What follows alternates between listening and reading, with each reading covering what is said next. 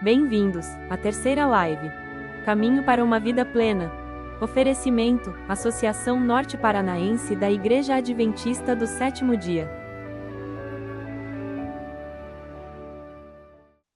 Seja bem-vinda, doutora Vera Favarin. Daqui a pouquinho Obrigada, Iracema. você vai entrar com a mensagem de hoje. Queridos, essas lives que estamos fazendo são 5 lives, para aqueles que ainda não assistiram às 2 primeiras, nós temos as gravações no canal do YouTube da ANP, Adventistas ANP. Então, acompanhe lá para que você tenha a ideia do que é o caminho para uma vida plena, o CVP.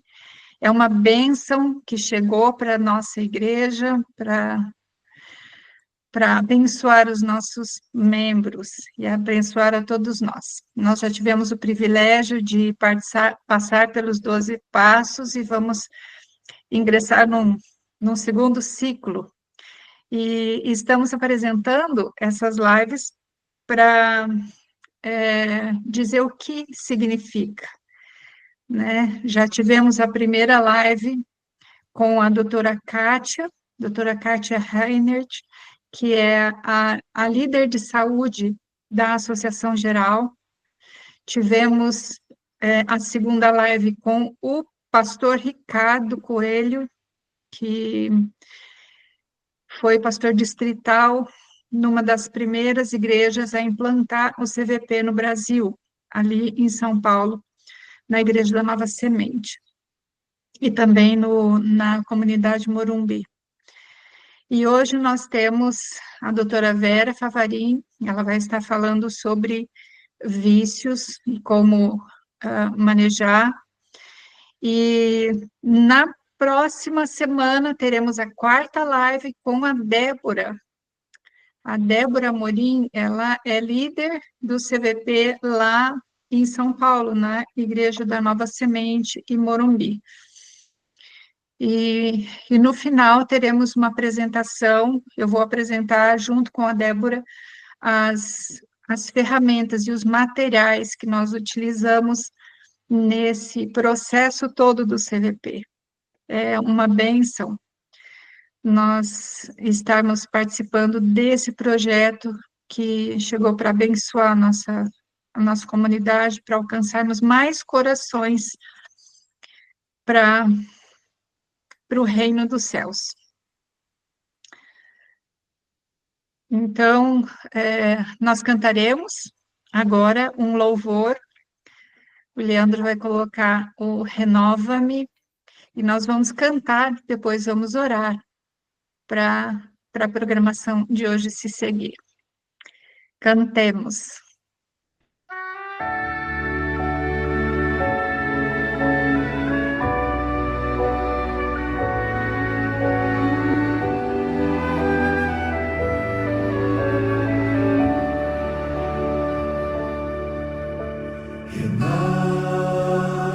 Renova-me, Senhor Jesus. Já não quero ser igual. Renova-me, Senhor Jesus. Põe em mim teu coração, porque tudo que há dentro de mim necessita ser mudado, Senhor, porque tudo que há dentro do meu coração necessita mais de ti.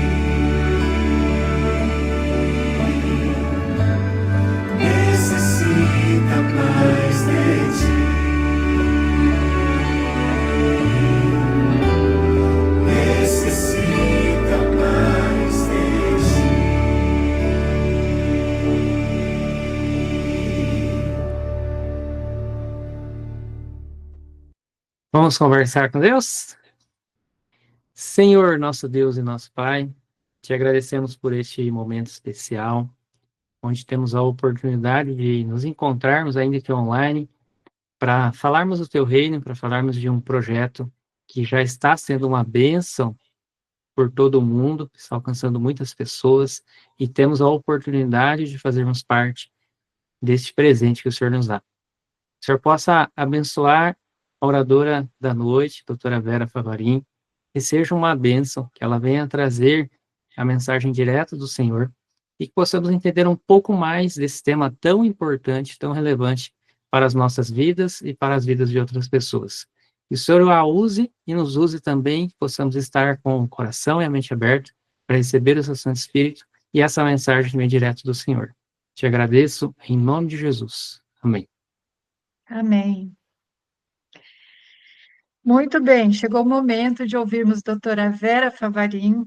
Ela é psicóloga aqui, né, em Maringá, e é membro da Igreja Central de Maringá.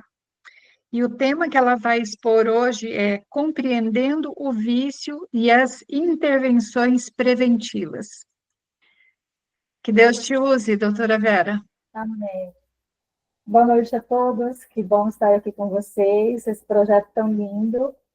Eu já assisti as 2 primeiras lives, já compartilhei, porque eu achei conteúdos riquíssimos, acho que vale muito a pena acompanhar e filtrar aí tudo que a gente pode contribuir para a gente e para quem está em volta, né? Para quem está ao nosso redor.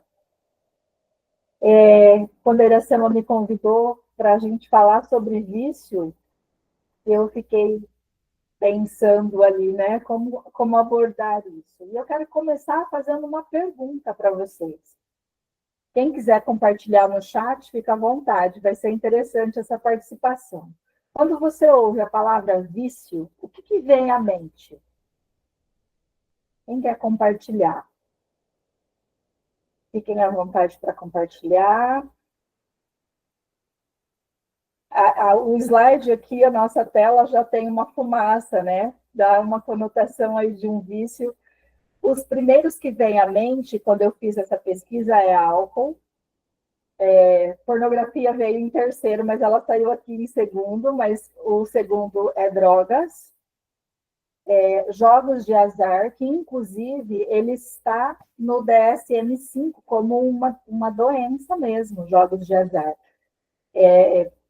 Que mais? Compras compulsivas. Às vezes a gente tem essa ideia errada de que vícios são só coisas ilícitas. Mas, Vera, comprar é ilícito? Não. Desde que aquilo não é um vício que não atrapalhe o desenvolvimento normal da sua rotina pessoal, da sua rotina familiar, né? O cigarro entra aí também como uma droga. Remédios controlados. Por incrível que pareça, tem pessoas que são viciadas em analgésicos. Elas não suportam a dor, então, o mínimo traço de dor, uma dor de cabeça, uma dor no estômago, uma dor muscular, ela já começa a tomar remédios, às vezes nem os controlados, às vezes um remédio lá, um paracetamol, que é possível comprar em uma farmácia. Mas também há o vício dos remédios controlados. Por isso, faço aí uma observação. A gente tem, às vezes, uma medicalização desenfreada. As pessoas vão ao médico, as consultas, às vezes, são curtas e já saem de lá com uma receita de um remédio controlado, sem fazer uma análise, uma avaliação mais profunda, né? E isso acaba se tornando um vício, se não acompanhado detalhadamente. Eu coloquei aqui o vício religioso e o fanatismo, que eu colei da última live do pastor, quando o pastor falou, né, a respeito desses vícios religiosos, de pessoas que, às vezes, elas estão tão focadas na religiosidade em si, que elas esquecem de viver de uma maneira completa, de uma entrega total, e ela passa a ser fanática não só para si, mas para o outro, como uma forma de julgamento, de se colocar num lugar, né, melhor.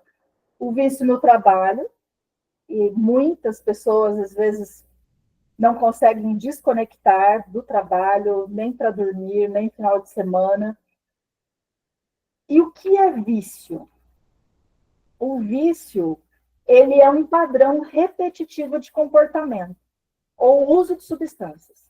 Então, a gente tem hoje o vício no celular, né? Quantas vezes tem pessoas que estão tão apegadas ao celular que elas não conseguem se desconectar para ir ao banheiro, para se alimentar.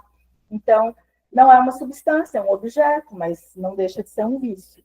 É difícil de interromper, mesmo com consequências negativas. A gente, há pouco tempo, ouviu falar das bets, né, dos jogos aí, do famoso jogo do tigrinho. Quantas famílias estão sendo prejudicadas por conta do vício daqueles jogos? As pessoas, às vezes, apostam o dinheiro de uma conta básica, de algo em família, de um projeto maior, às vezes um carro, algumas coisas que eu li em algumas reportagens, que é um vício em um jogo. E aí nós falamos também quando os mais novos, as crianças, adolescentes, elas começam também a ficar viciadas em telas, em videogames, e aí tem um número muitas consequências, né? E isso envolve aspectos psicológicos e físicos. Ah, Vera, físicos também, porque a gente vai ver que algumas coisas somatizam aí e os vícios aparecem. E ele, como eu ressaltei aqui, pode estar ligado a substâncias, mas também a comportamentos e até dinâmicas sociais. Eu não coloquei ali, mas eu vou falar de um vício bem interessante depois. Algumas pessoas vão até se espantar que isso pode ser um vício. Exemplos de vício. Vícios em substâncias, né? A gente tem, como eu já falei, álcool, drogas lícitas, as drogas ilícitas, os remédios controlados, os cigarros, os comportamentos que são reconhecidos clinicamente, que daí estão no DSM-5, que são jogos de azar, videogames, compras compulsivas, a pornografia. A pornografia, ela é um vício muito grave e que tem afetado uma faixa etária cada vez mais jovem. Antes era uma predominância mais de homens adultos. Hoje em dia, não é exclusivo mais de homens, mulheres também se viciam em pornografia. Crianças, porque no toque de uma tela de celular, recebe um link, alguma coisa, eles acabam clicando naquilo e quando vê, está num conteúdo aí inadequado. Que leva também ao vício da masturbação, que é um outro vício que eu não coloquei, mas é um vício que também existe.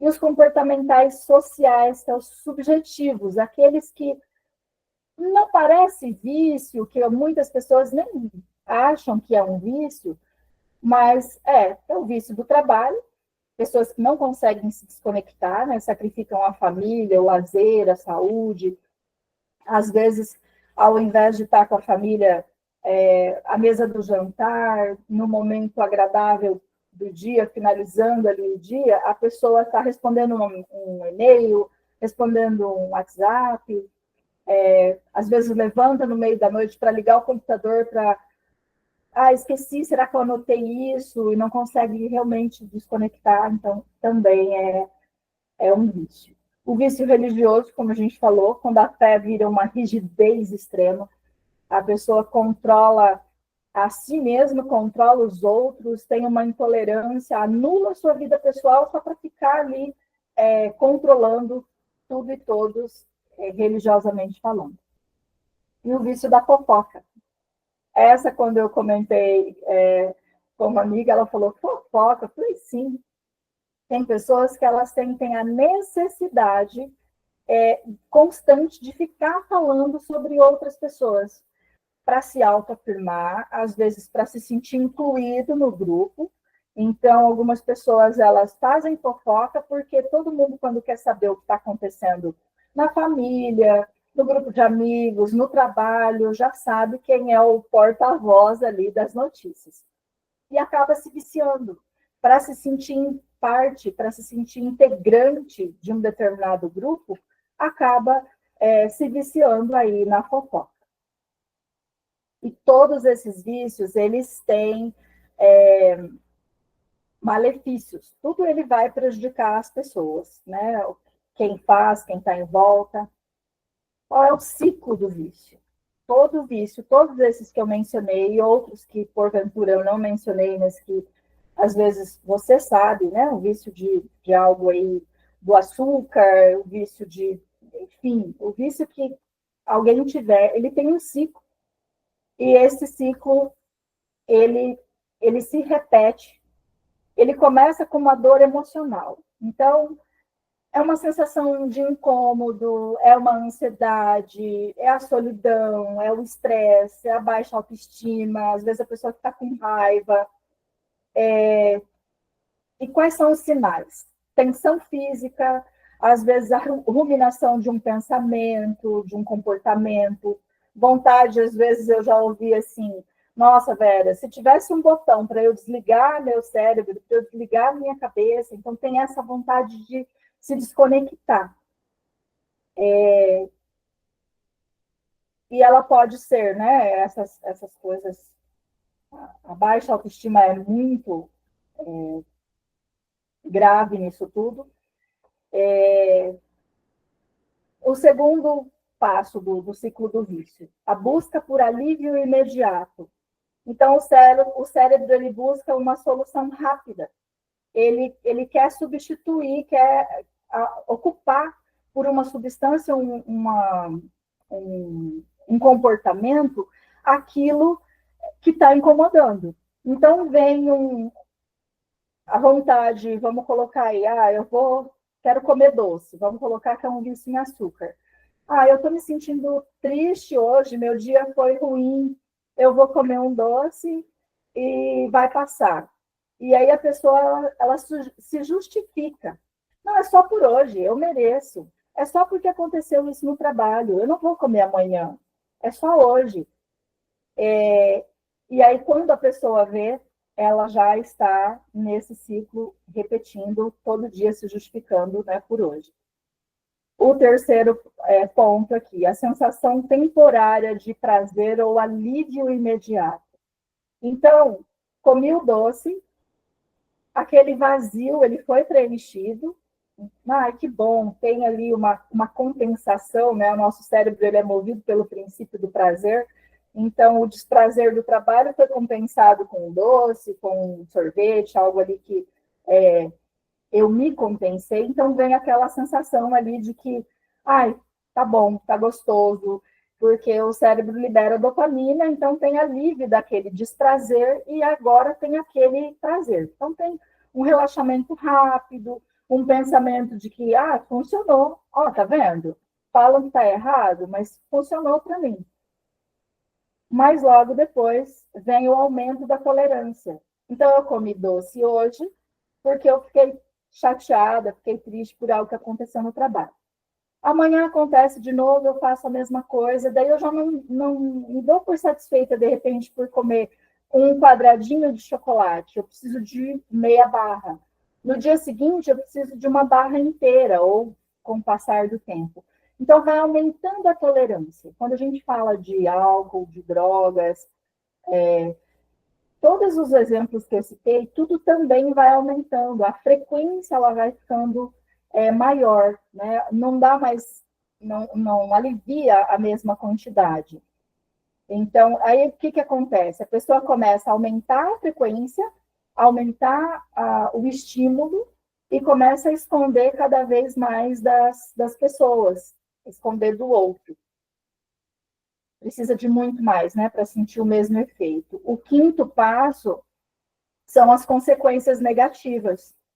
Então, o que é isso? Chega um prejuízo emocional, um prejuízo físico, social, espiritual, há sinais de cansaço crônico, conflitos familiares, queda no desempenho acadêmico, no desempenho do trabalho. E aí, há brigas dentro da família, né? Há problemas, de um modo geral, que começam a ficar evidentes. E qual é o sexto passo? A culpa, o vazio, Aí, depois de tudo isso, vem o prejuízo, vem a culpa, vem a tristeza. Poxa, por que eu fiz tudo isso? Eu podia ter saído disso tudo sem ter caído nesse vício. Eu sei o quanto isso me prejudica.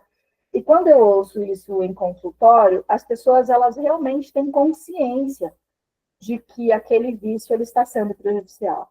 E muitas vezes eu ouço assim: eu sei que me faz mal, mas eu não estou conseguindo sair, parece que eu não tenho forças para sair. E aí esse ciclo ele se reinicia todo novamente, é o mesmo processo. A pessoa às vezes até promete que ela não vai voltar, ela até consegue ficar por um pouco de tempo sem se expor a esse vício, seja qual for, mas depois, ao menor fracasso emocional, ao gatilho que acionou aquele vício, esse ciclo ele se reinicia novamente. Todo vício ele segue um ciclo, ele começa com uma solução para a dor, mas ele termina reforçando essa dor. Porque, como eu disse, começa ali com essa sensação de que aliviou alguma coisa, mas depois, quando a pessoa cai de novo na reincidência desse ciclo, ela já sabe todo o processo. Ela sabe que vai começar, vai ter um alívio, mas que vai reforçar a dor que não vai sair. Então, ela vem com uma culpa, né? Então, vem como algo muito pesado. O vício, ele começa parecendo uma solução, mas se transforma em prisão. Literalmente, a pessoa fica aprisionada emocionalmente naquele ciclo do vício. Por isso que não é tão fácil as pessoas saírem do vício. E por isso que não tem uma receita pronta. Aquilo que funciona para uma pessoa sair do vício não é o mesmo que vai funcionar para outra pessoa. Por quê? Porque o gatilho que aciona é diferente para cada pessoa de acordo com a sua história de vida. E aí a gente vai falar sobre dependência emocional. Vera, isso é um vício? É também, né?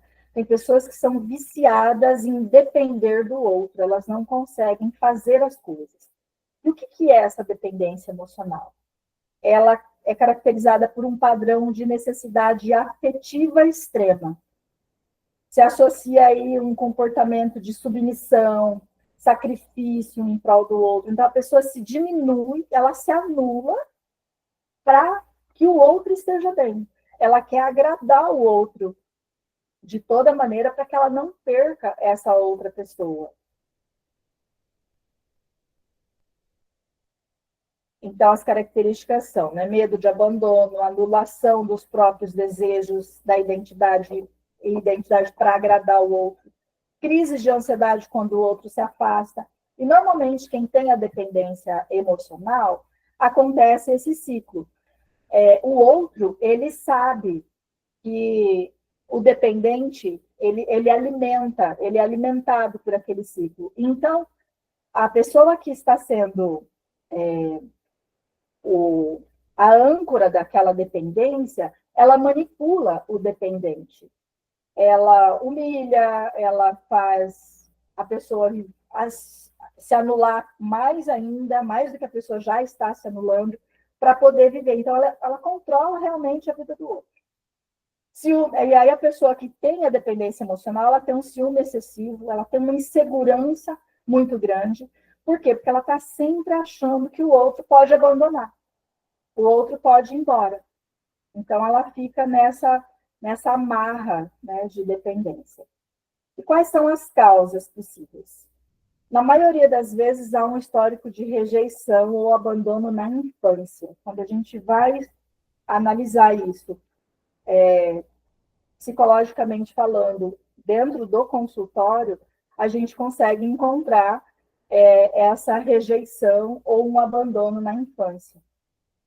Há estilos de apegos inseguros, né? Ambivalente, ansioso, a pessoa que ela tem uma autoestima muito baixa, ela não consegue se afirmar, então ela só se sente segura se ela estiver na dependência daquele outro. É como se ela não existisse sem o outro. A baixa autoestima é a crença de não ser o suficiente. Eu não sou boa o suficiente para aquela pessoa.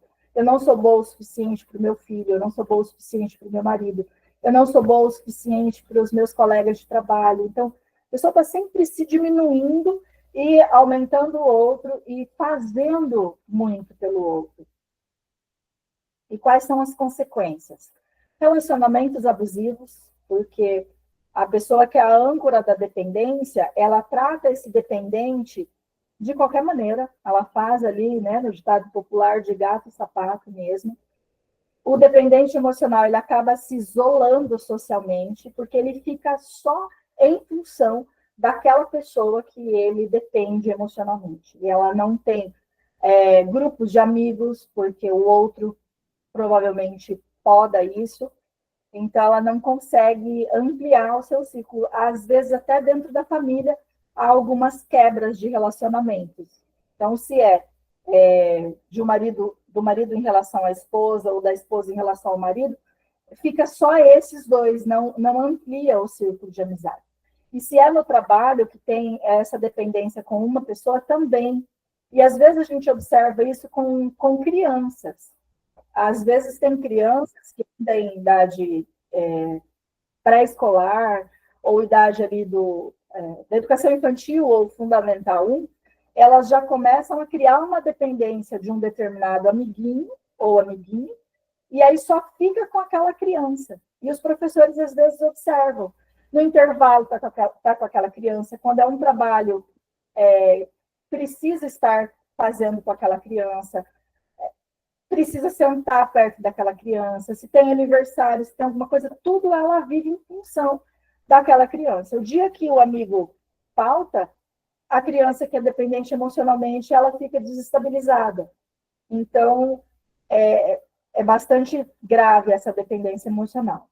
O isolamento social, como eu falei, né, que é uma consequência, a perda de autonomia e de propósitos individuais. A pessoa para de viver seus sonhos, seus projetos, ela começa a viver pelo outro, o sonho do outro, o desejo do outro. Então, é comum, às vezes, observar assim, uma pessoa que é muito dependente emocionalmente, um grupo fala, vamos fazer alguma coisa no sábado à noite? E aí alguém já fala, vamos fazer o quê? O dependente emocional, ele nunca vai se manifestar para falar o que ele gostaria de fazer, sequer para sugerir. Então, ele pode até querer comer pizza, por exemplo. Mas se todo mundo quer ir comer esfirra, ele vai comer esfirra porque ele não consegue expressar uma mínima sugestão. E tem também a codependência. O que é isso? Existe ali uma pessoa que tem uma dependência de algo, né? Pode ser álcool, drogas ou um outro tipo desses vícios que a gente colocou. E esse codependente, ele se torna refém daquele ciclo do dependente em si. Então, a vida gira em torno de resolver ou encobrir o problema do outro. Tem uma mulher que tem um marido que é viciado em drogas. Então, ela cobre, ela encoberta, ela paga as dívidas, ela não conta para a família, ela vai vivendo aquilo, ela vai camuflando aquilo, até virar uma bola de neve que ela não consegue dar conta mais de encobrir. Então, ela desaba e o outro desaba também. O exemplo que eu acabei de dar, né? O cônjuge que encobre os vícios, pais que evitam que filhos enfrentem consequências. Então, o filho está viciado em pornografia, e aí alguém da família pegou um adolescente, uma criança assistindo pornografia, vendo pornografia no celular. O pai fala, não, isso daqui é algum vírus, meu filho não faz isso. Aí o pai fica tentando ali sempre evitar que o filho assuma. A consequência disso tudo, dessa codependência, é que reforça o vício do outro e adoece quem ajuda. A pessoa não vai dar conta de encobrir o vício do outro e ela vai ficar doente, vai adoecer, infelizmente. Amar também é permitir que o outro enfrente suas próprias batalhas. É isso que a gente precisa levar hoje. A gente precisa entender que quando a gente ama alguém, a gente não vai encobrir. A gente vai dar suporte para a pessoa enfrentar suas próprias batalhas. E quais são as intervenções preventivas ou já para lidar com a situação? Prevenção geral. Qualquer tipo de vício.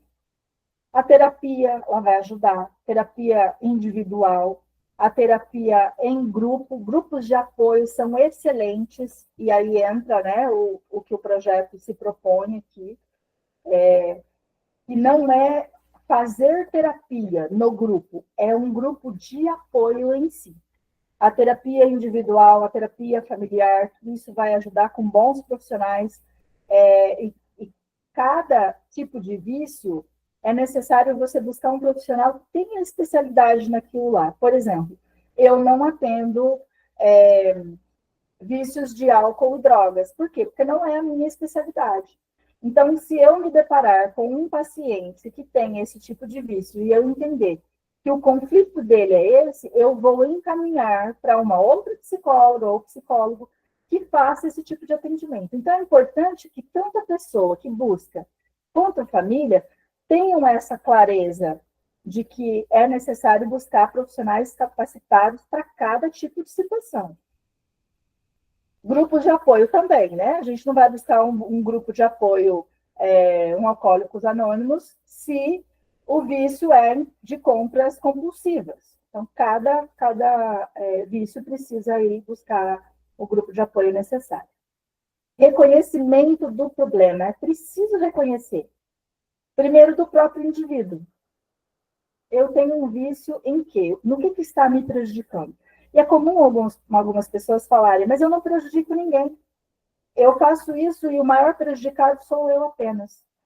Não é. Nunca é só uma pessoa que é afetada por um vício. Sempre é quem está em volta. Família, sociedade, né, como um todo. Igreja, trabalho, família, parentes. Então, sempre os outros são afetados também. Reconhecer isso é fundamental. É um dos primeiros passos. Substituir o vício por hábitos saudáveis. Há estudos que mostram que uma pessoa ela não pode simplesmente tentar sair de um vício sem substituir aquilo que estava fazendo por uma outra coisa, por um hábito saudável, por algo que lhe dê prazer. Por quê? Porque tem aquele ciclo, lembra? Tem a dor, daí vem ali a busca do alívio, e depois tem o reforço, a recompensa, a tolerância imediata. Então, se não substituir, não vai funcionar. Eu já ouvi um relato de uma pessoa que tinha vício em pornografia, em um horário específico do dia, durante o dia, que era um horário que estava sozinho, e que ele adotou o hábito de pedalar. Naquele horário que ele ficava sozinho e fazia uso da pornografia e da masturbação por consequência, ele passou a pedalar. E se tornou um hábito saudável, algo que trouxe muita recompensa, e foi dessa forma que conseguiu trocar um vício prejudicial por algo que trouxe ali benefícios para a saúde dele, sem expor isso para ninguém. Porque, ao contrário de que muitas pessoas pensam, eu tenho que reconhecer o meu vício e eu tenho que escancarar isso, eu tenho que jogar na mesa para todo mundo saber. Não. Se você precisar de ajuda, você vai contar até onde for necessário. Mas não precisa contar, expor. Você precisa ter uma equipe de suporte, que daí a gente coloca as terapias individuais dentro do sigilo, né, ético, profissional, que aí sim é o espaço de contar, de se abrir, de falar, de buscar apoio, de buscar suporte para isso. Mas não é necessário abrir para todo mundo. Nem é viável, né? Para a dependência emocional, fortalecimento da identidade. Quem eu sou? Quem é a Vera? Do que a Vera gosta? Do que a Vera não gosta? O que a Vera aceita para a vida? O que a Vera não aceita? Então, quem eu sou? Na minha identidade. Não o que os outros acham que eu sou. Quem eu sou? Quem eu vejo que eu sou. Se cada um de nós fizermos isso, a gente não fica não cai nessa questão da dependência emocional. Porque quando a gente está muito bem com a gente mesmo, a autoestima elevada, bem, se sentindo bem com a gente mesmo, a gente não vai depender do outro. Vai ficar quem aceita a minha pessoa como eu sou, né?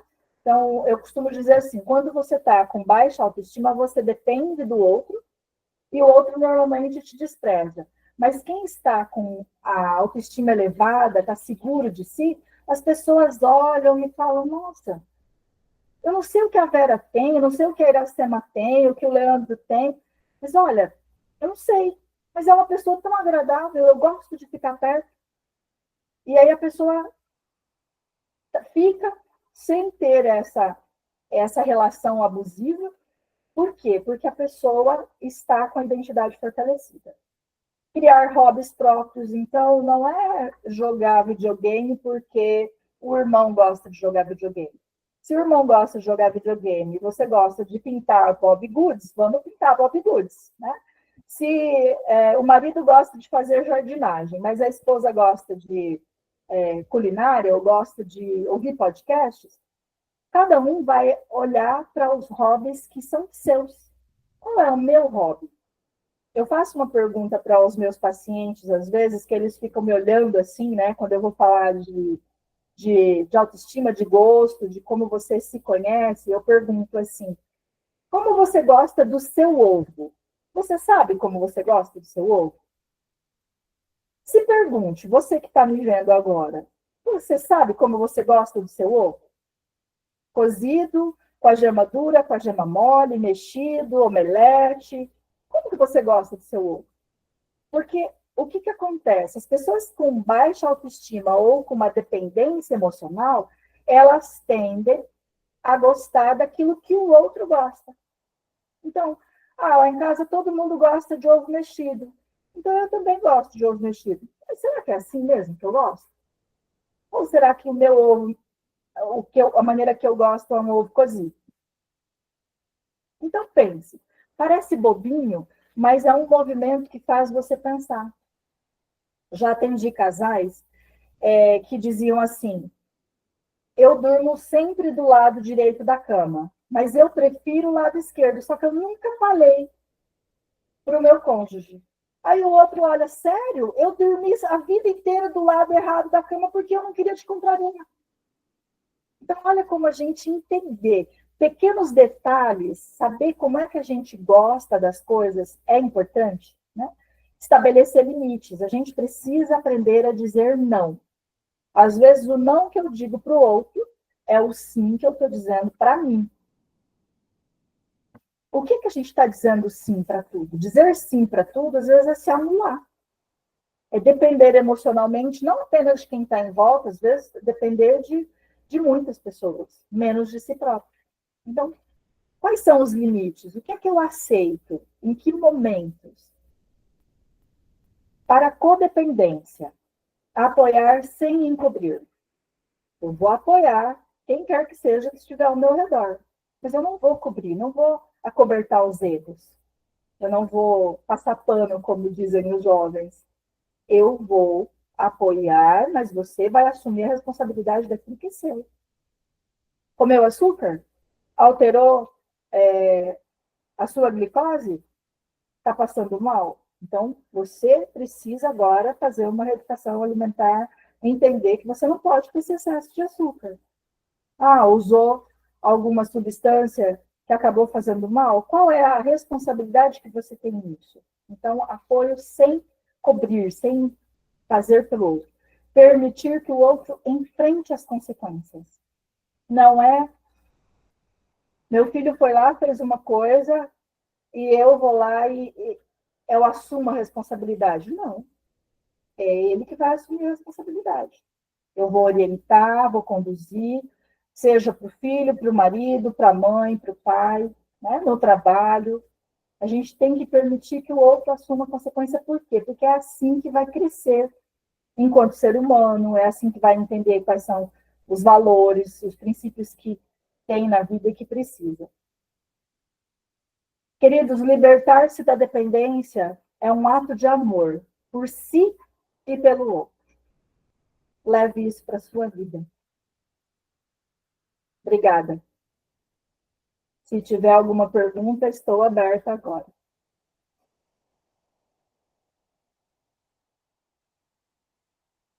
Muito bem. Palestra bem ao ponto, muito necessária e bem de acordo com o que nós enfrentamos ali nos 12 passos, nos 12 passos, né, nas partilhas. Que bom, doutora Vera. Agora vamos às perguntas. Vamos lá, podem usar o chat, quem preferir pode levantar a mãozinha aí e falar ao vivo. Eu sou, acho que, viciada em remédios por conta de dor, né?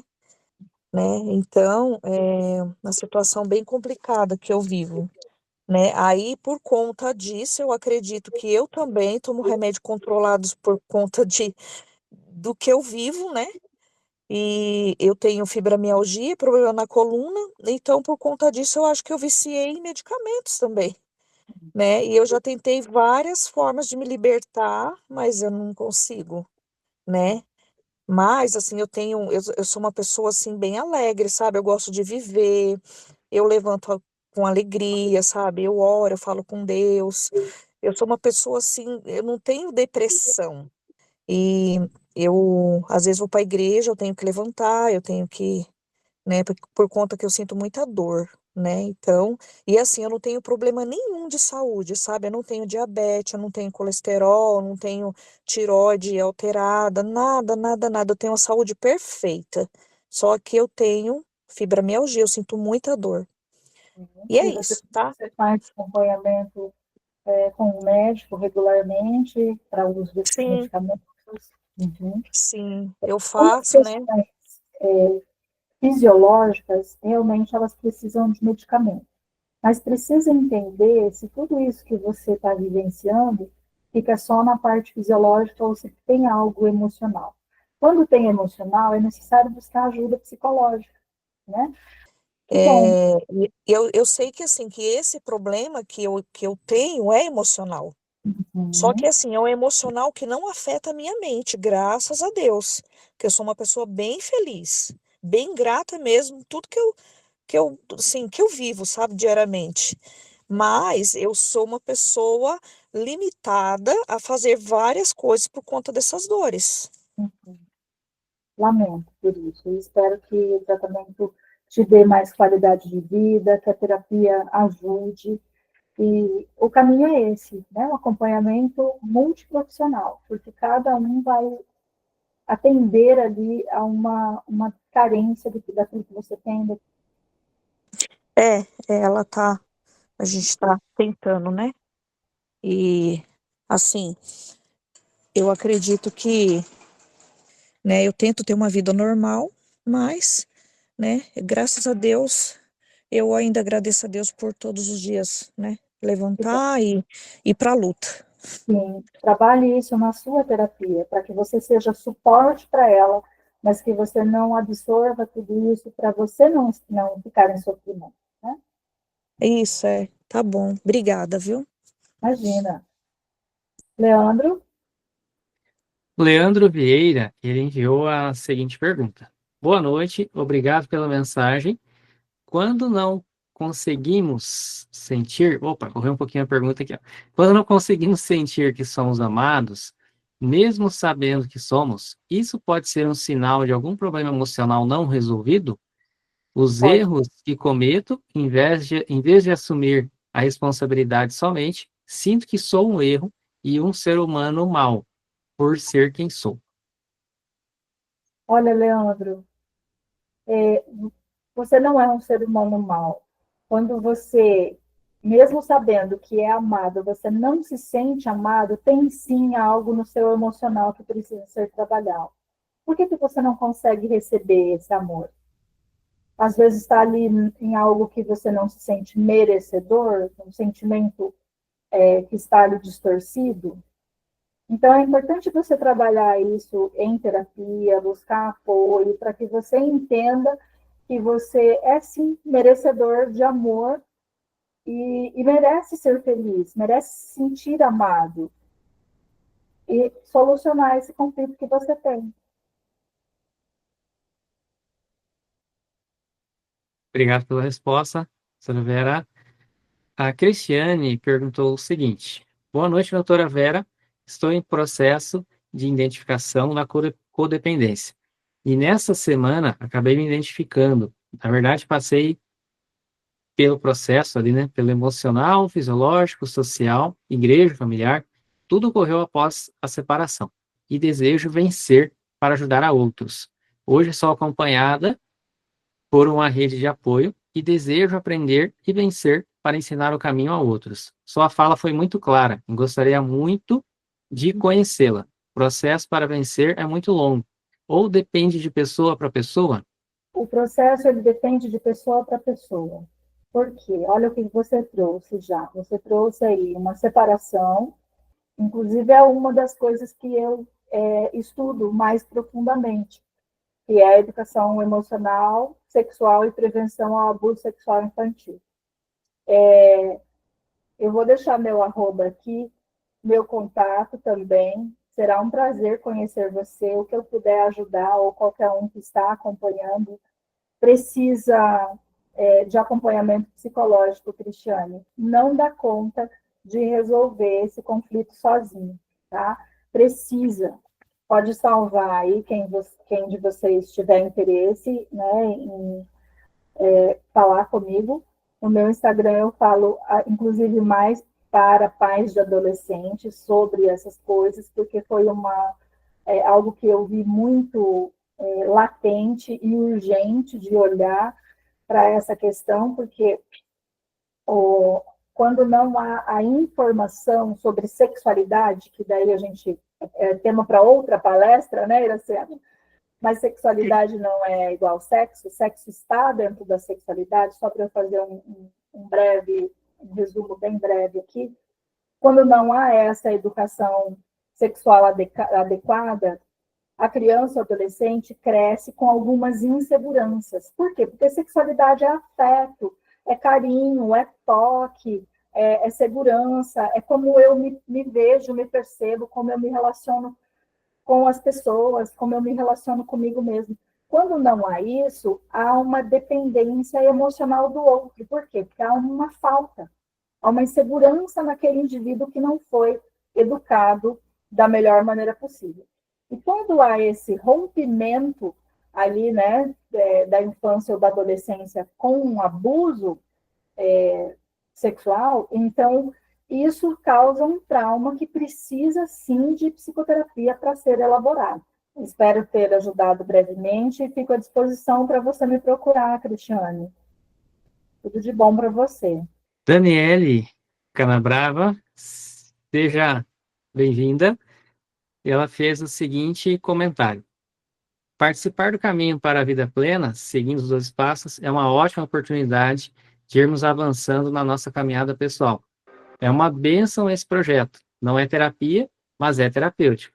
Não substitui o acompanhamento psicológico, mas nos ajuda demais. Seja bem-vinda. Débora? Oi, boa noite. Eu sou a Débora, uma filha amada de Deus. Débora. Reforço aqui o comentário da Daniele, né, sobre o programa, e agradeço a doutora Vera, né, pela palestra para a gente. E como participei, né, estou no terceiro ciclo, né, do Vida Plena, consegui identificar nessa caminhada várias codependências, né? Uma que eu trabalhei foi o do controle, né? Até se a doutora Vera puder comentar também, né? Que o controle eu entendo também como uma codependência, né? Aquela necessidade de que tudo saia como eu preciso para me sentir confortável, né? Para que eu não me sinta rejeitada. E o Vida Plena me ajudou a entender que isso veio lá da minha infância, dos meus 5 anos, do sentimento de rejeição que eu senti na separação dos meus pais, né, e como, mesmo sem saber, isso ficou, né, enraizado no meu ser, né, e aí muitas das coisas, das formas como eu agia, era por conta disso, e o importante de identificar é que a gente consegue conseguia ter consciência, né, eu mesmo, né, tendo essa consciência, quando vem esse sentimento de controle, eu já consigo parar e falar, opa, você eu já conheço, essa codependência que eu já conheço. Então, realmente reforço ali a mensagem da Daniela, e obrigado novamente, doutora Vera. Obrigada pela sua participação, Débora. O controle tem algumas vertentes, né? Então, tem o controle, a perda do controle pessoal, então é quando o indivíduo ele perde o controle de si mesmo e ele passa esse controle para o outro, né? Então, dentro da dependência ou da codependência, a gente consegue verificar isso. A pessoa ela não tem mais o controle da sua vida, das suas escolhas, como eu tinha mencionado no exemplo. Ah, vamos sair sábado? Vamos. A pessoa pensa, poxa, eu queria tanto comer pizza, mas ela passa para o outro o controle da decisão do que ela quer comer. E aí ela aceita isso, né? Tem o controle ilusório, que é quando a pessoa acha que está no controle de tudo, mas no final das contas ela está sendo controlada. As pessoas só manipulam ela, e ela pensa que ela está no controle. E é muito, muito fácil para quem não está dentro desse ciclo da dependência e da codependência, identificar quem precisa disso. Então, é comum, às vezes, as pessoas falarem, a gente vai deixar ele pensar que é ele que está decidindo, mas, no fundo, a gente que apresentou a decisão. Então, esse daí é um controle ilusório. Tem a necessidade de controlar o outro, que daí é aquela pessoa que tudo tem que passar por ela, seja no trabalho, uma pessoa que não sabe delegar, ela absorve tudo. No trabalho, na igreja, na família, tudo ela que tem que controlar. Ela tem que controlar o saldo da conta, ela tem que controlar o que vai comprar, o que não vai, o que vai comer, o que não vai, onde vai ser a viagem. Tudo passa por ela. E aí a pessoa fica sobrecarregada. Em algum momento ela não vai dar conta daquilo. E a família também, por um outro lado, a família vai se sentindo menos, vai cansando. Algumas pessoas se acomodam com isso. A Débora faz tudo mesmo, então vamos deixar a Débora fazer? Deixa a Débora controlar, não vou nem me preocupar com isso. Aí a pessoa se sobrecarrega. Outros chegam para, não quero mais. Eu quero assumir o controle da minha vida. E aí há o atrito disso, né? Então, tem ali alguns viés para a gente olhar para isso, né? Dessa questão do controle. Nada que é excessivo faz bem. O excesso ele vai apontar uma falta. Por que a pessoa quer controlar tanto? Ou porque ela não quer controlar nada? Porque ela perde o controle da vida e passa para a mão do outro? Ou porque ela quer controlar tudo, a vida de todo mundo? Então, é necessário um acompanhamento psicológico para entender por quê. Ou do controle de menos, ou do controle de mais. Porque não é controlar, é equilibrar, é fazer trocas, é pensar juntos, é definir juntos, né, o que fazer e não ficar nisso tudo. O controle excessivo, para usar um exemplo muito fácil, é como você segurar a areia na mão e você querer que tudo permaneça na tua mão. Já experimentou segurar a areia da praia seca nas mãos? Quanto mais você aperta, mais a areia escorre entre os dedos. Então, isso não é saudável. A pessoa que quer controlar demais, ela vai apertar tanto que vai machucar e tudo que ela acha que está controlando vai escorrer pelos dedos. Então, não é esse o caminho, né? A gente precisa aprender a diferenciar a responsabilidade, a minha responsabilidade dentro de uma situação, a responsabilidade do outro em cada situação, e não o controle, nem a falta e nem o excesso. Espero ter contribuído aí, Débora. Sim, muito obrigado, viu? A Débora vai estar conosco na semana que vem, ela que vai estar conduzindo a palestra. E muito obrigada. Ela é a minha madrinha no caminho para uma vida plena. Obrigada, madrinha. Até semana que vem estaremos apreciando a sua palestra. Temos mais alguma pergunta? Quem quiser fazer até mesmo um comentário, tá, gente? Não precisa ser uma pergunta. Fiquem à vontade também para abrir o microfone ou enviar ali no chat. Eu queria perguntar, na verdade, é a Andressa que está aqui. Boa noite para todos. Boa noite, Eu queria Andrea. perguntar se tem que ter todas as características para ter dependência emocional, ou somente se você identificar uma coisinha ou outra de tudo que você falou, já se classifica como dependência emocional. Por gentileza. É importante você entender, não precisa ter todas as características, tá, Andressa? Alguma delas, uma ou mais, desde que aquilo esteja prejudicando o seu bem-estar, o seu dia a dia. Se você percebe um incômodo com aquela característica, aí sim já é para você buscar ajuda. Mas não precisa ter todas, não. Então, é você pensar, eu tenho essa característica, de dependência ou de codependência. No que isso está me prejudicando? No que está prejudicando os meus relacionamentos?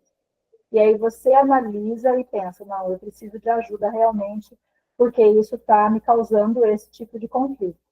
Sim.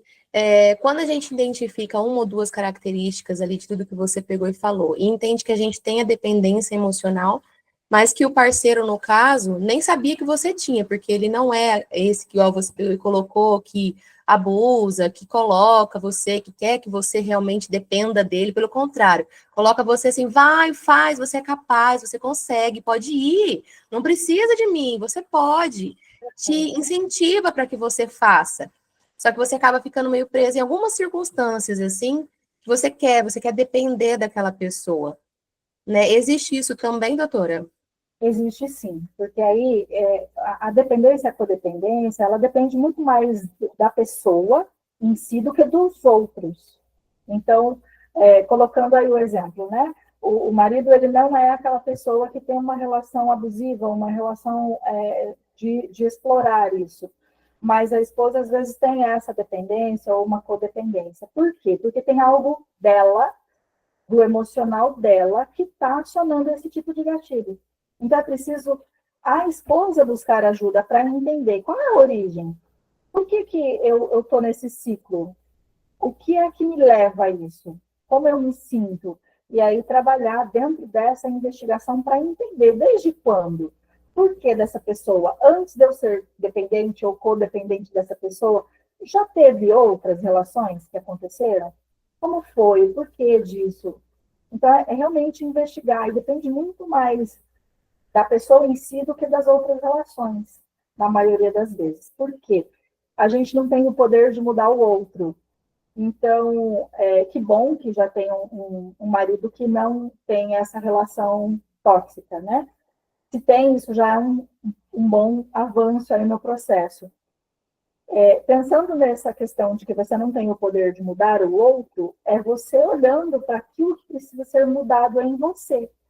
Quando você muda, mesmo que a relação fosse abusiva, fosse tóxica, a sua mudança, ela implica que o outro reaja, o outro vai ter uma reação à sua mudança. Então, é muito do eu, muito de você olhar para si, o porquê daquele comportamento, daquelas atitudes, de onde vem, quais são os gatilhos, e isso é possível trabalhar na terapia. Doutora, fazer uma outra pergunta, aproveitar que eu estou aqui já está na minha fala. Em relação a quando a gente identifica que a gente tem um vício, vamos colocar aí, né, que eu já me identifiquei que o vício do celular, qualquer coisinha é um gatilho para poder ir lá e já olhar um pouco e já entrar numa conversa e esquecer um pouco dos nossos próprios afazeres, né, e isso atrapalha no dia a dia. Para a gente entrar, então, nessa questão de eu quero curar, quero mudar, mas não quero voltar a cometer este ato, para que não entre nessa frustração, poxa, eu deveria ter feito outra coisa, esses 20, 30 minutos, 1 hora que eu gastei no celular, poderia ter feito tanta coisa e foi tempo perdido para mim. Como que a gente faz para a gente não voltar a cometer o mesmo erro que sabe que está nos prejudicando? Até a questão da alimentação, já teve hábitos meu, graças a Deus já foi vencido, De todo dia, depois do almoço, quando eu trabalhava, eu comia uma barra de chocolate inteira sozinha. Graças a Deus, essa parte foi vencida, mas foi difícil também. Eu sei que é questão de atitude, de decisão, mas a questão do celular é um pouco mais difícil ainda, porque a questão de liberar dopaminas barata e não dar essa sensação de tipo de prazer, de desligar das coisas que você tem que fazer, é muito grande. Como é que a gente faz para a gente desfazer isso? Primeiro você Desculpa. precisa... Desculpa, não entendi a última coisa que você falou. Eu falei obrigada por me ouvir, responder minhas perguntas e desculpa tanta pergunta. Imagina, estou aqui para isso, estamos, né, todos. Primeiro você precisa mapear, você precisa entender quais são os gatilhos e os padrões. Então, entenda qual é o horário que eu mais fico no celular. Ah, é quando eu acordo? É depois do almoço? É na hora do almoço? É antes de dormir? Quando que você mais fica? Daí você monitora o tempo de uso. E aí você pode pegar no seu celular mesmo, vai lá e olha o tempo que você usa cada aplicativo, você vai conseguir identificar o que é que você está usando. Presta atenção pelo menos um dia, 2, aí, naturalmente. Peraí, hoje qual foi o horário que eu mais usei o celular? Por quê? Por que eu usei? O que estava acontecendo antes? E aí você disse, né? Eu abandono a rotina, os afazeres e vou para o celular. O que é que você estava fazendo que podia estar te causando algum tipo de desprazer? E aí você buscou uma fonte de prazer imediato, de recompensa, de dopamina imediata, que é ficar ali um tempo de telas. Então, identificou isso, aí você tem consciência de como você está, né? Como que você reconheceu qual é o padrão. E aí você tem que substituir essa rotina, criar outras alternativas, porque você não vai simplesmente falar, não, eu vou sair do celular, vou só tomar um copo de água. Não. Você precisa entender, trocar aquilo. Tá, eu tô fazendo isso sempre depois do almoço. Eu almoço, sobra um intervalo ali antes de eu voltar a trabalhar, ou antes de eu fazer alguma coisa, estudar, fazer alguma coisa em casa, e aí eu fico no celular. Identificou o porquê, o tempo, qual é o que você consome na rede ali, né?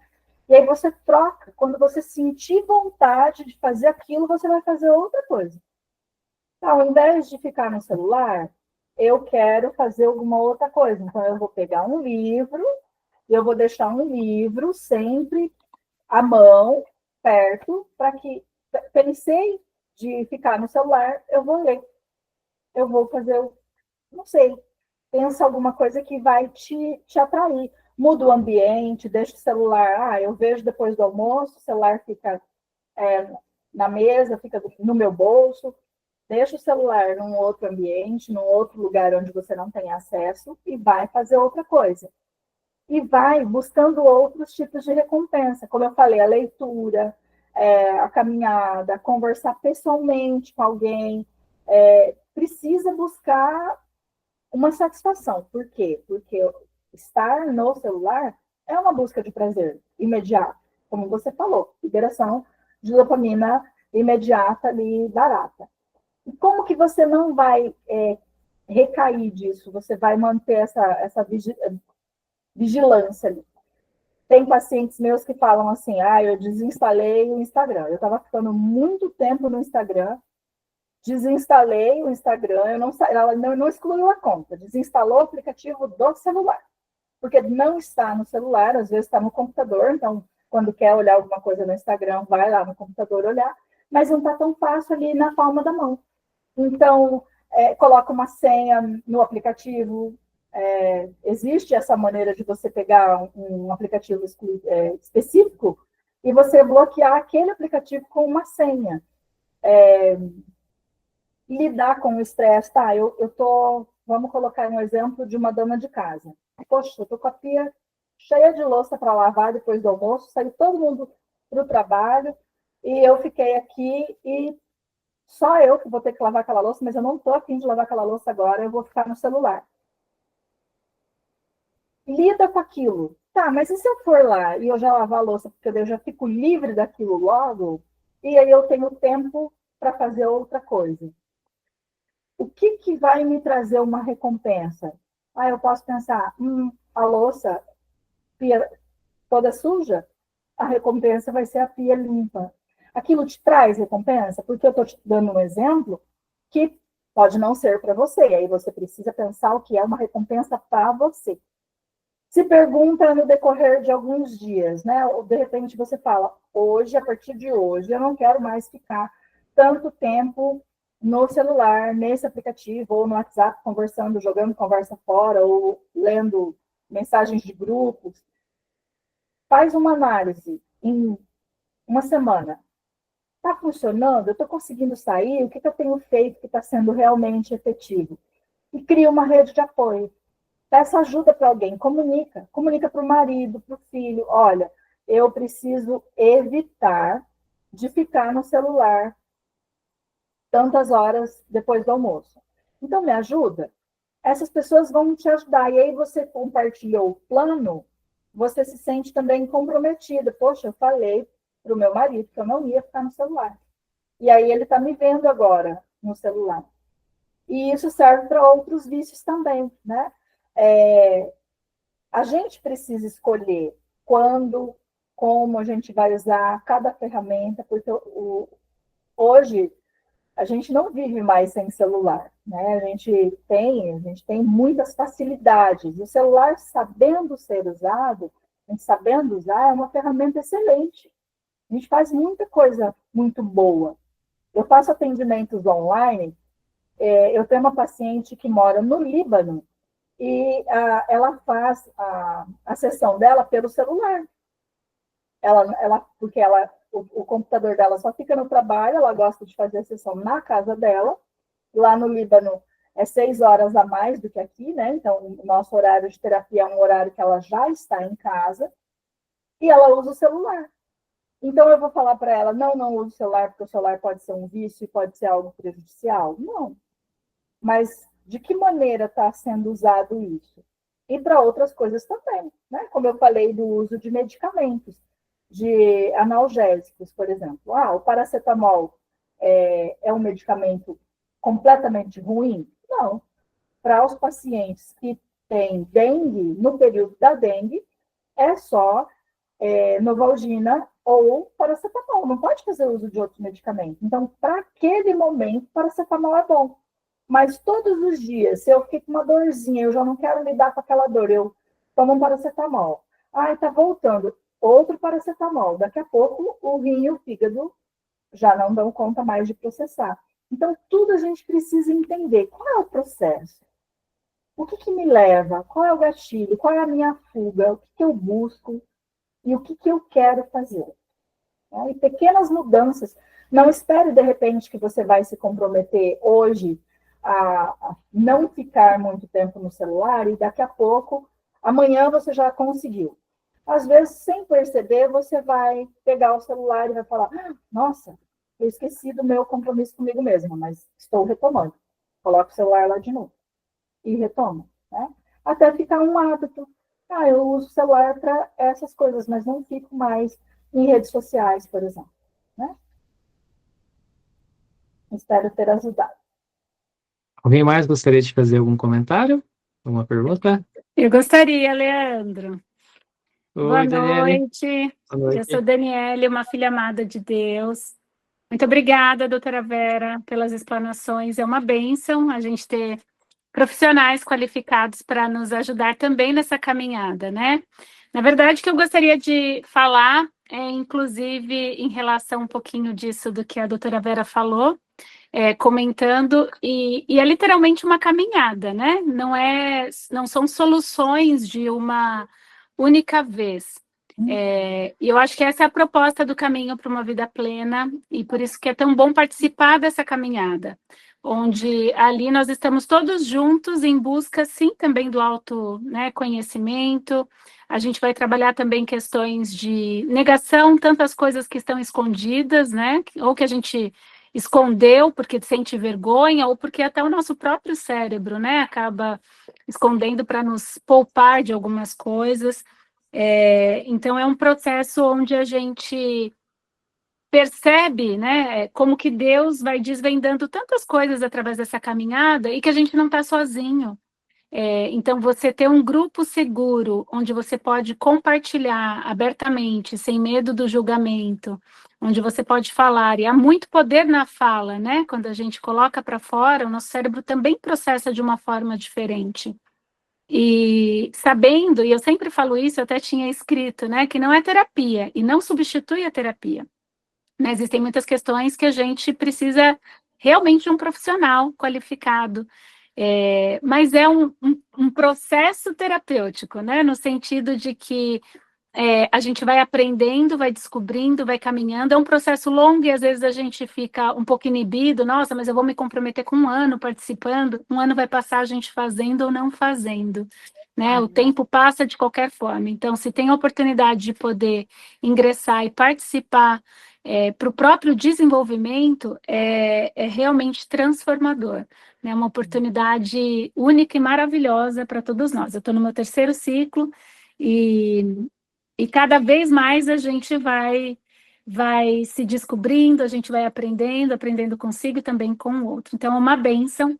E parabéns, doutora Iracema, Leandro, né, por tomarem a frente também desse projeto tão lindo.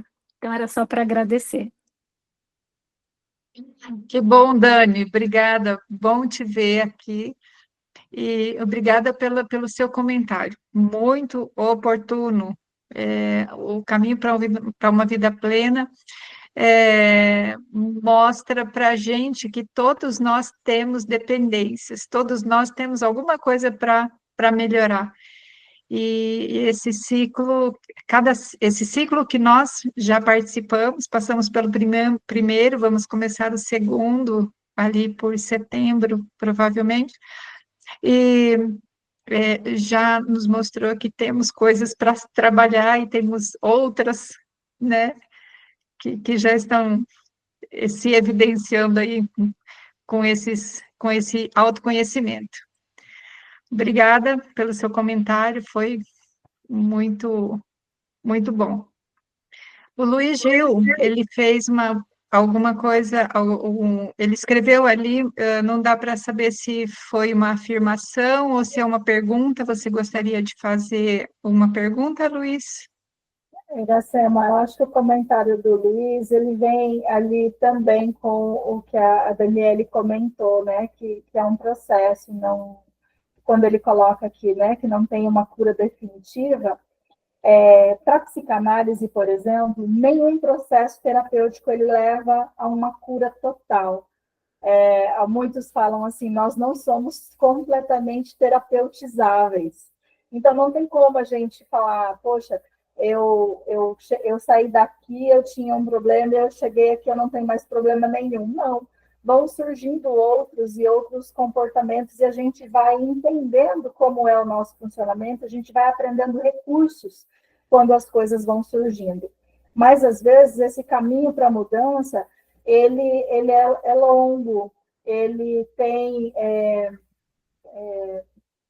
retrocessos, às vezes tem recaídas, né? A pessoa está num processo de busca de uma solução para aquele problema, para aquele conflito, e às vezes ela fez um longo caminho tão bom e de repente cai. Mas eu costumo dizer assim que nós, para estarmos vivos, nós temos altos e baixos. A linha contínua reta num eletrocardiograma, ela significa falta de vida. A vida, ela é cheia de altos e baixos, quando você olha um eletrocardiograma ali, né? O nosso coração pulsando é isso. Então, a gente precisa entender quais são os recursos necessários para a gente dar conta quando a gente está nesses períodos de baixa ou de queda por alguma coisa que não nos faz bem, né? E por isso que o caminho para a mudança é a terapia individual, são grupos de apoio, como o caminho para uma vida plena, são limites saudáveis que a pessoa vai estabelecendo, e aí física, mental e espiritualmente, né? E um autocuidado consistente. Não é achar assim que, poxa, eu vou fazer terapia por um curto período de tempo, vou participar um pouquinho de um grupo, e aí eu fiquei totalmente livre disso para o resto da vida. Talvez não. mas se você vai adquirindo recursos, você vai aprendendo a lidar quando essa situação surge na vida novamente. Excelente comentário, doutora Vera. E interessante como a Daniele comentou, e a Iracema, e a Débora também, né? Quando a gente inicia a participação no caminho para uma vida plena, é muito difícil da gente parar e não querer ir para o próximo ciclo, né, Iracema? Porque realmente a gente vai se conhecendo, vai identificando ali codependências, onde a gente precisa, de fato, trabalhando isso, né? O nosso caráter, né? Até a volta de Cristo, né? Então, realmente faz toda a diferença. E o conteúdo de hoje foi extremamente relevante, né? Para apresentar esse projeto, que realmente é algo muito importante, a saúde mental, né? Até aproveitando, doutora Vera, fazer uma pergunta para todos, né? Aqueles que não participaram ainda do Caminho para uma Vida Plena, qual a importância de participar de uma rede de apoio, de um grupo de partilha sem julgamentos, para mesmo as pessoas que não identificam a codependência, né, tão clara, mas qual é a diferença em participar de um projeto como esse? Como você vê a diferença no decorrer da caminhada, né, até mesmo cristã, depois de ter um grupo de apoio como esse? Quando a pessoa ela está sozinha, às vezes ela sente que ela não tem forças para ela reagir àquela situação que ela se encontra, seja ela qual for. Então, quando ela está dentro de um grupo de apoio, ela quebra esse isolamento. Ela passa a perceber que ela tem suporte, que ela tem apoio, que tem outras pessoas que podem não ter o mesmo conflito que ela, mas também passam por algumas situações e têm ânimo, né? Conseguem juntos ali, não são únicas a passar, elas percebem que elas não são únicas a estar passando por aquilo. Então, tem uma identificação ali de esperança. Eu estou participando de um grupo terapêutico com mulheres aqui em Maringá.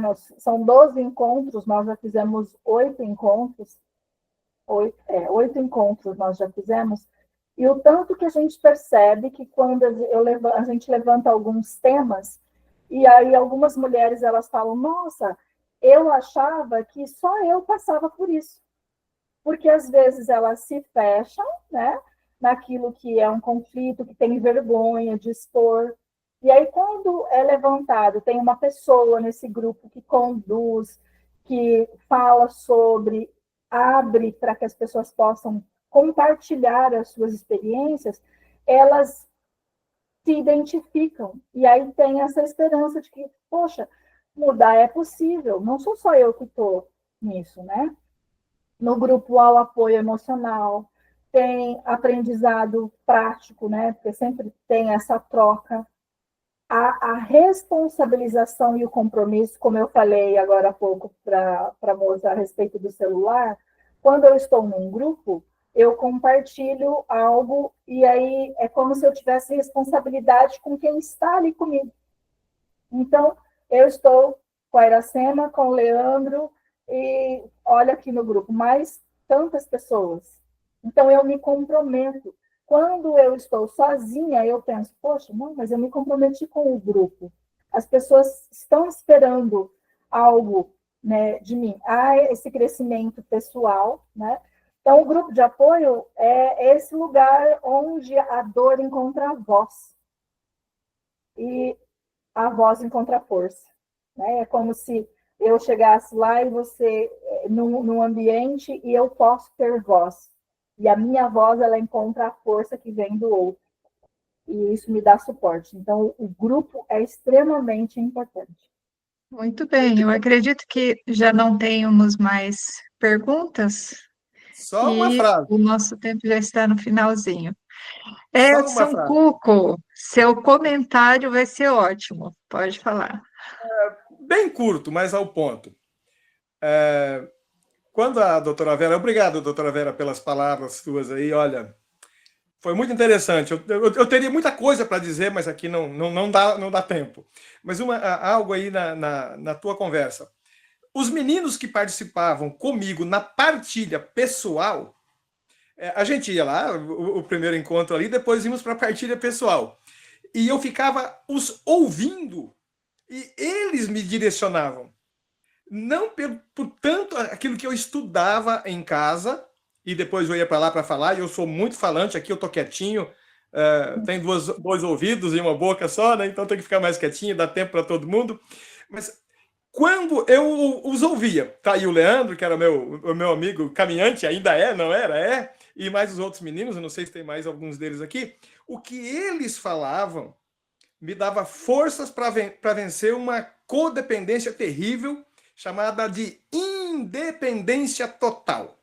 Essa é a minha maior codependência. Aí, o porquê dessas coisas, mas tudo que eu estudava, eu chegava lá e eu falava algumas coisas no grupo do início, mas depois, quando eu ia para a partilha, quando os meninos abriam a boca, porque lá o lema é: a cura vem pela boca de quem fala e pelo ouvido de quem ouve. E eu fui muito mais curado, não totalmente, porque a gente vai levar isso para sempre. Eu também sou um ex-bebum, ex-cachaceiro, ex-drogado, ex-isso, ex-aquilo. Tem tantas vezes aí na minha vida que eu não sei até onde vai, né? Dá uma lista grande. Mas quanto mais eu ouvia os meninos, mais a cura se aproximava da minha codependência de independência. E aí agora eu estou com um problema. Eu virei codependente do Caminhos para uma Vida Plena. E eu não consigo viver sem esse povo aí, não. Eu não sei o que nós vamos fazer, viu? E é isso. Obrigado por me ouvir. Obrigada por compartilhar, Edson. Queridos, eu quero aqui agradecer, em nome de vocês todos, a doutora Vera Favarin. Foi preciosíssima a tua participação aqui hoje. E apontou muita coisa que, né, mostrou que a gente precisa do apoio e de grupos, né, que apoiam, como é o caso do Caminho para uma Vida Plena. E nós estamos aqui conhecendo o Caminho para uma Vida Plena, porque serão montados alguns grupos, certo? E as pessoas que estarão participando, que podem participar, elas precisam saber do que se trata, ok? Então, agradeço você por trazer esse foco tão importante, falando das nossas dependências e codependências. E na semana que vem nós teremos a Débora Amorim. Ela é líder do Caminhos para uma Vida Plena lá em São Paulo, na igreja da Semente, Nova Semente. E ela vai falar o tema seguinte: Ministério Adventista de Recuperação e os 12 Passos como ferramenta para a plenitude. Vai ser tudo de bom essa palestra, essa fala da Débora, tá bom? Então, vocês não percam a oportunidade de participar. E aqueles que não podem estar aqui na quinta-feira à noite, nós estamos deixando as gravações ali no Adventistas ANP, no canal do YouTube, ok? Então, pode ser assistido ali no momento que você tiver oportunidade. Convide amigos da sua igreja. No momento, o próximo ciclo que teremos aqui em Maringá, Londrina e também em Tamboara, eles são dirigidos a adventistas, a membros da igreja, ok? Num segundo momento, ou num terceiro momento, né? Então, será aberto à comunidade, mas no momento ainda não para a comunidade, porque nós precisamos nos tratar para cuidar de outras pessoas. Certo? Obrigada por que vocês estiveram aqui e nos encontraremos na próxima quinta-feira. Pode ser, doutora Vera? Sim. Uma oração para finalizarmos. Sim, oremos então. Querido Deus, que bom que o Senhor esteve com a gente durante este encontro. Amém. E que daqui possam surgir muitos frutos e que cada um de nós possa refletir sobre a nossa vida, quais são as coisas que a gente precisa mudar, se há algum vício, se há alguma dependência, codependência, como está a nossa vida emocional, para que a gente possa, assim, buscar apoio, buscar ajuda, e a gente, através disso, estar mais próximos de Ti, Senhor. Nos dê um bom restante de noite, nos dê um bom descanso, abençoe a cada vida envolvida nesse projeto. Tudo isso te pedimos e agradecemos. Em nome de Jesus. Amém. Amém. Amém. Amém. Amém. Boa noite a Até todos. quinta. Tchau, tchau. Tchau. Tchau, pessoal.